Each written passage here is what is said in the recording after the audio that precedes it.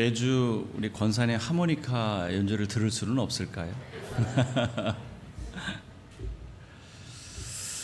우리 하나님과 우리 주 예수 그리스도로부터 은혜와 평강이 여러분 모두와 함께 하시기를 바랍니다.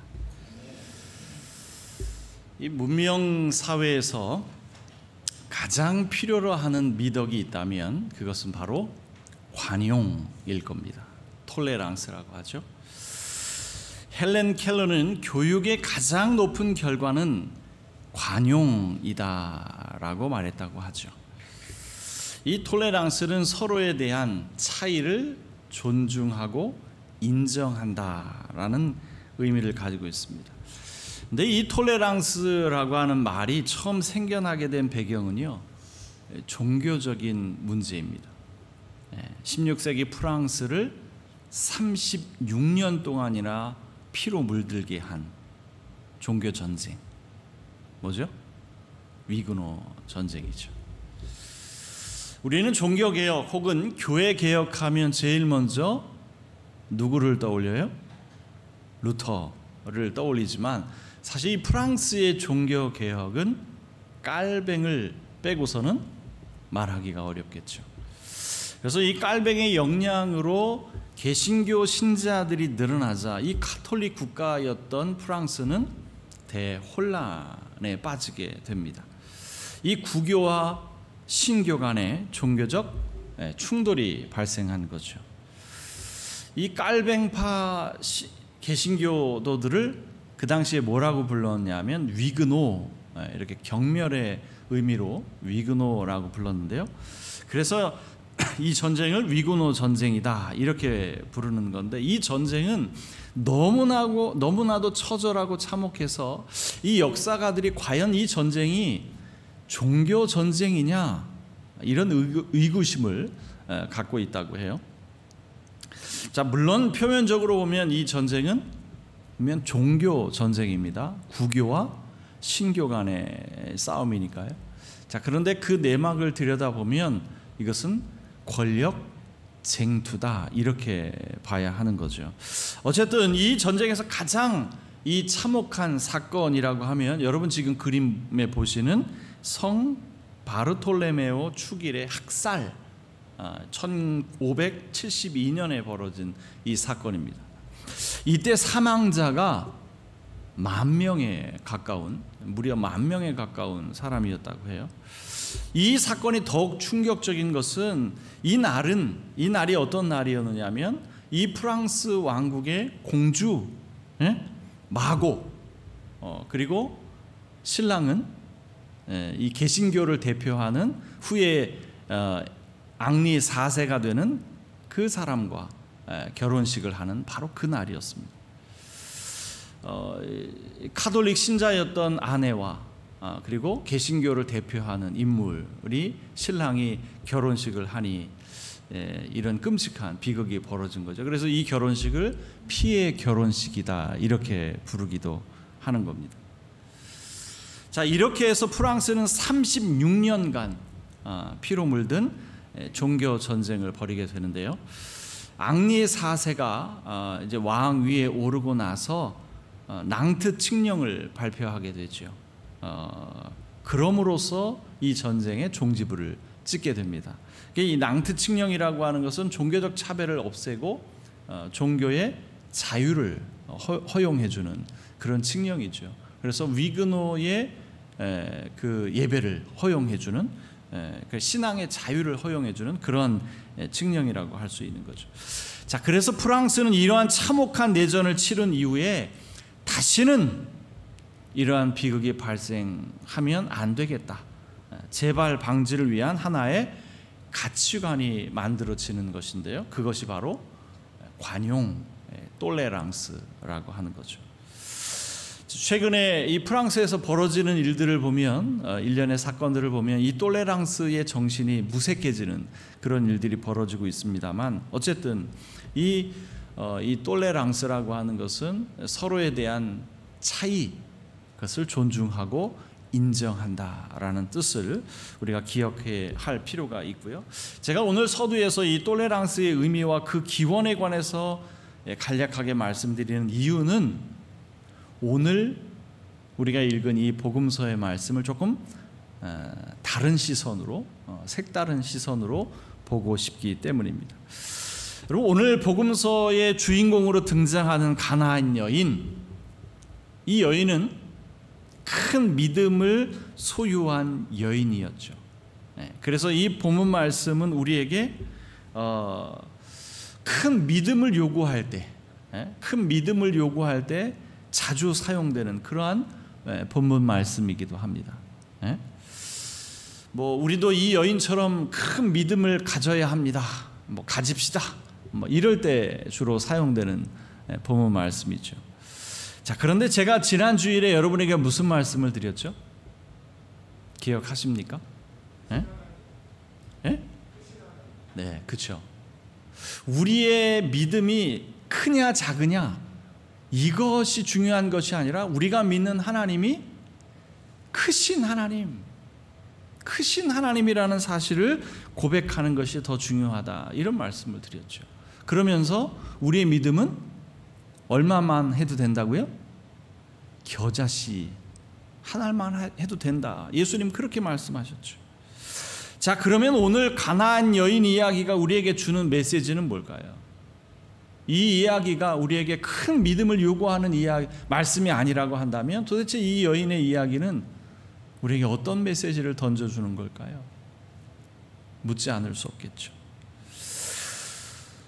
오늘 복음서에 등장하는 가나안 여인, 이 이방 여인의 믿음이 남달랐던 것은 분명해 보입니다.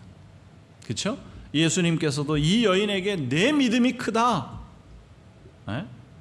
칭찬하셨잖아요. 이 여인의 믿음이 어느 정도였기에 예수님께서 이렇게 칭찬을 아끼지 않으셨느냐?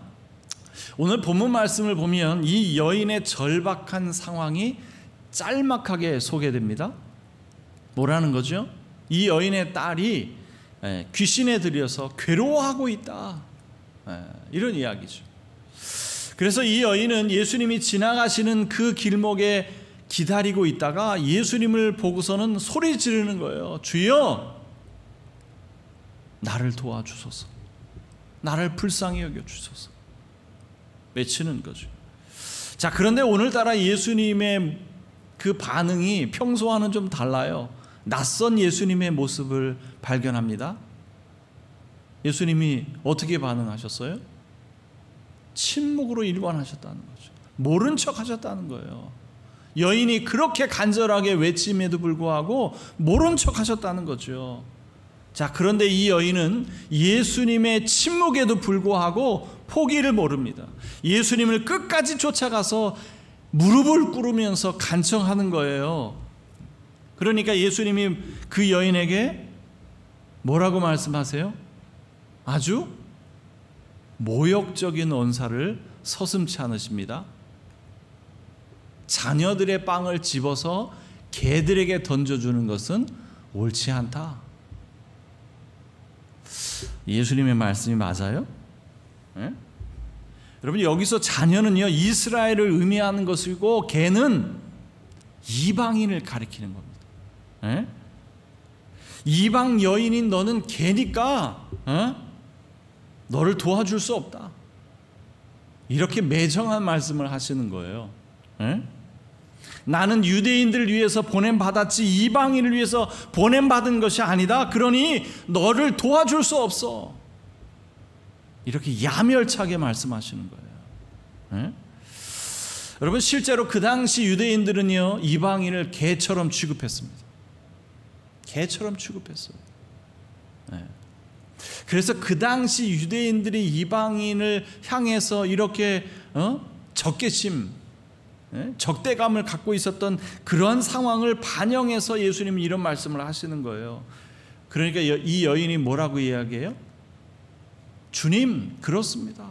그래요, 나는 개예요. 그런데 개들도 주인의 상에서 떨어지는 부스러기를 얻어 먹으며 삽니다. 이 말을 듣고 예수님도 적잖이 놀라셨던 것 같아요. 네? 말문이 막힐 정도로 정말 놀랍고 멋진 믿음 아닙니까? 네? 예수님께 그런 모멸적인 말을 듣고도 이런 멋진 말로 예수님을 놀라게 했단 말이죠. 여러분, 이런 큰 믿음을 어디에서 볼 수 있어요? 그러니까 봐라, 너희들이 이렇게 개 취급하는 이방 여인 중에도 이런 멋진 믿음을 갖고 있는 사람들이 있지 않냐? 너희들이 그토록 적대감을 느끼는 이방 사람 중에도 이렇게 큰 믿음을 가지고 있는 사람이 있잖아. 봐라 말이야, 봐라. 너희가 가진 믿음보다 더 훌륭하지 않느냐? 예수님이 유대인들을 향해 이렇게 말씀하시는 것 같지 않습니까? 결국 이 이방 여인의 믿음을 드러내시기 위해서 예수님께서는 그렇게 그 여인에게 냉혹한 모습을 보이신 것이 아닌가, 이런 생각을 갖게 해요. 여러분, 제가 오늘 이 가나안 여인을 이야기를 시작하면서 이 이야기가 우리에게 주는 메시지가 무엇인가 묻지 않을 수 없다 말씀드렸죠. 이 이야기가 과연 우리에게 큰 믿음을 요구하는 말씀일까요? 그래요? 우리도 이런 이 여인처럼, 이 이방 여인처럼 큰 믿음을 갖고 있으면 모든 병이 다 고침을 받는 거예요? 그러니 우리도 큰 믿음을 가져야 하는 겁니까? 그 메시지를 우리에게 던져주는 걸까요? 그것이 아니라면 무엇일까?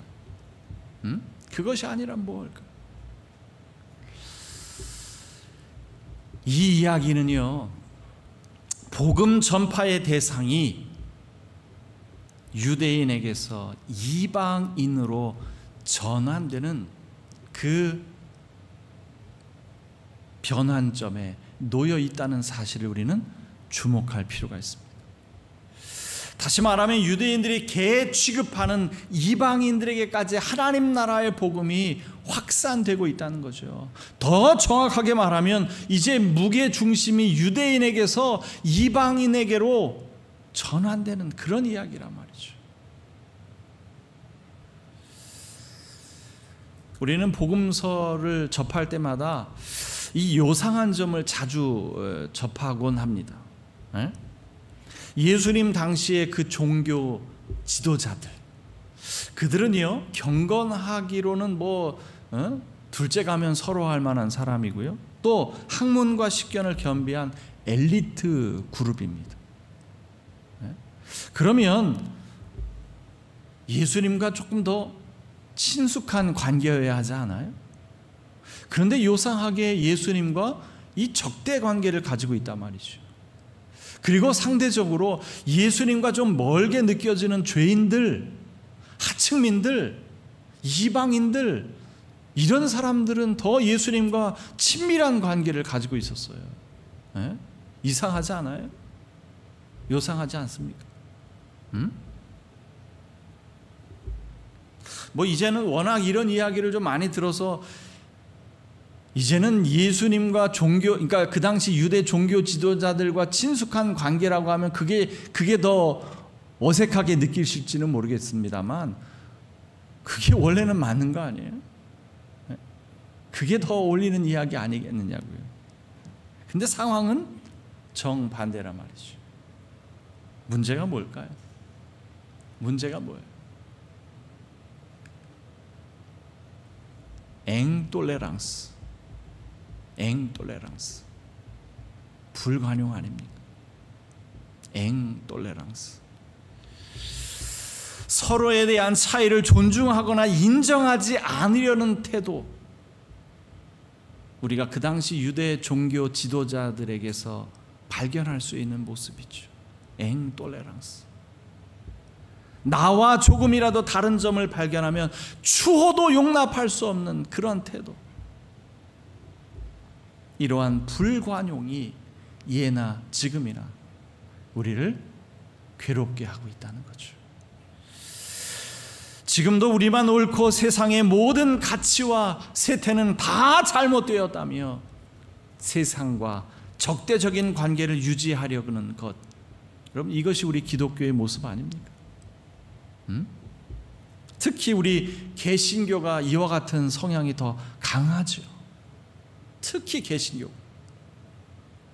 다 반대하고 다 금지하고, 동성애 반대, 차별 금지법 반대, 교회들마다 가면 신천지 출입 금지, 반기독교적인 영화 상영 반대.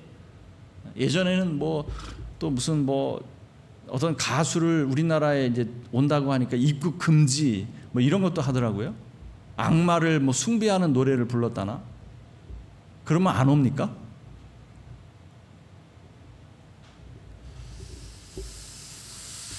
상황이 이렇다 보니까 지금은 기독교에 대한 혐오감과 적개심을 가지고 있는 기독교 공포증이라고 하는 말까지 생겨났어요. 기독교 공포증. 이 기독교 공포증은요, 단순한 그 반감 수준이 아니라 증오 범죄까지 확대되는 그런 문제를 양산하고 있어요. 그리고 여러분, 요즘 드라마나 영화를 보면 이 반기독교적인 정서를 기반으로 하고 있는 그 컨텐츠들이 도를 넘어서고 있죠. 여러분, 수리남 보셨어요? 수리남? 보셨어요? 저는 보지는 않았습니다만 거기에 등장하는 목사가 누구예요? 황정민이 분한 그 사람이 마약 밀매상이라면서요? 여러분, 오징어 게임, 전 세계적으로 흥행한 오징어 게임도요, 그걸 보면 반기독교적인 코드가 거의 악의적인 수준이죠. 악의적인 수준. 여러분, 이런 사례들을 꼽으라고 하면 하나 둘이 아니잖아요. 하나 둘이 아닙니다. 우리 기독교의 앵톨레랑스, 즉 나와 다른 세계관을 가진 사람들을 존중하거나 인정하지 않으려고 하는 이런 태도, 이런 앵톨레랑스가 반기독교적인 정서에 기름을 붓고 있는 것은 아닌가? 다름을 인정하지 않고 추워도 용납하지 않으려는 그 불관용이 이런 상황을 만든 것은 아닌가? 여러분, 무례한 기독교의 저자로 잘 알려진 리처드 마우 박사가 쓴 책 가운데 왜곡된 진리라고 하는 책이 있어요. 이 기독교적인 시각에서 세계관을 다룬 책인데요, 책에서 이런 말을 해요. 무조건 기독교만 옳다고 증명하려고 하는 것은 십자군적인 태도에 지나지 않다. 십자군과 다르지 않다는 거예요. 우리만 옳고 너희들의 세계관은 다 잘못됐어. 이건 십자군과 다르지 않다는 거죠. 우리 기독교 울타리 안에 있는 사람들 중에는 기독교가 가장 합리적인 세계관을 가졌다고 믿고 그것을 증명해야 한다라고 하는 강박을 가지고 있다는 거예요. 그런 사람들이 있죠. 이런 사람들의 특징이 바로 당신의 생각은 틀렸어. 그 생각을 고치지 않으면 당신의 삶엔 구원이라고 하는 것은 없어. 이런 거죠. 여러분, 이런 식의 접근이 과연 예수님의 사랑과 예수님의 관용을 전달할 수 있을까요? 성공할 수 있어요? 절대로 성공하지 못합니다. 나와 다른 세계관을 가진 사람들을 한 수 아래로 보고 그들을 배척하고 배타적인 방식으로는 절대로 성공할 수 없다. 성공할 수 없습니다. 열린 마음을 가지고 그들을 이해하려고 노력하고 열린 자세로 그들을 끌어안으려는 자세가 우리에게 필요한 것이지, 그들을 배척하고 그들을 한 수 아래로 보고 그들을 배제하려고 하는 이런 태도로는 불가능하다 말이죠. 여러분, 자칫 이러다가 우리가 거기에 물들고 동화되면 어떻게 하나? 우리의 신념과 신앙을 잃어버리게 되면 어쩌냐? 이런 걱정을 하는 사람들도 있어요. 그런데 복음의 힘, 그걸 믿어보고 좀 용기를 내보라는 거예요. 이 책에서 그 얘기를 하는 겁니다. 복음의 힘을 좀 믿어보라는 거죠. 왜 우리 스스로 하나님을 작은 하나님으로 만드냐는 거예요. 왜 우리 스스로가 이래서 반대하고 저래서 금지하고 이런 방식으로는 우리 스스로 하나님을 작은 하나님, 무능한 하나님으로 만드는 것이 아니냐고. 편협한 하나님, 불관용의 하나님으로 만드는 것이 아니냐고. 이렇게 역설하고 있어요. 오늘 가나안 여인 이야기를 통해서 보셨잖아요. 우리 하나님이 얼마나 크고 놀랍고 관대하신 하나님이신지. 유대인들만의 하나님이 아니라 모든 민족의 하나님이라고 하는 것을 우리에게 이야기하고 있잖아요. 여러분, 마태복음 마지막 장을 보시면 너희는 가서 유대인을 제자로 삼아 이렇게 말하고 있습니까? 아니잖아요. 너희는 가서 모든 민족을 제자로 삼아 이렇게 마치고 있다고요. 나와는 다른 세계관을 가진 사람들을 바라보는 우리의 시선이 어떻습니까? 여전히 혐오스럽고 적개심으로 가득 차 있습니까?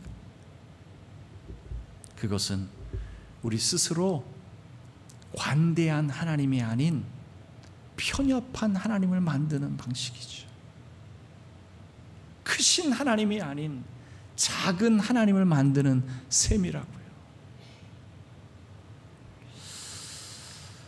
우리 루터교 신학자이자 교육가인 루퍼투스 밀데니우스가 이런 멋진 말을 남겼습니다. 본질적인 것에는 일치를, 불확실한 것에는 자유를, 모든 것에는 사랑을. 여러분, 영화 곡성에 나오는 명대사가 뭐죠? 무엇이 중헌디? 이거죠. 무엇이 중헌디? 우리 최경희 권사님이 정말 좋아하는 가수가 있어요. 임영웅. 임영웅 최고로 좋아하시는데, 임영웅 노래 중에도 무엇이 중헌디? 이게 있더라고요.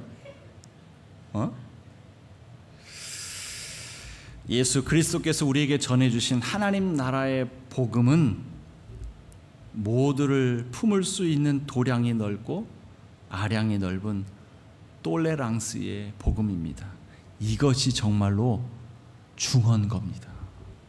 이것이 정말로 중요한 거예요. 나와 다른 세계관을 가진 사람들을 배제하고 배척하고 배타적인 태도를 갖는 한 우리 기독교는 편협한 기독교로 전락될 수밖에 없고 예수 그리스도의 참된 사랑을 전하는 일에도 실패할 수밖에 없습니다.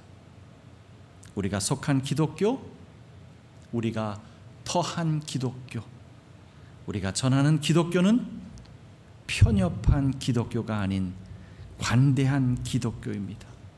이 중요한 진실을 잊지 않으셨으면 좋겠습니다. 모든 지각에 뛰어난 하나님의 평강이 그리스도 예수 안에서 여러분의 마음과 생각을 지킬지어다. 아멘.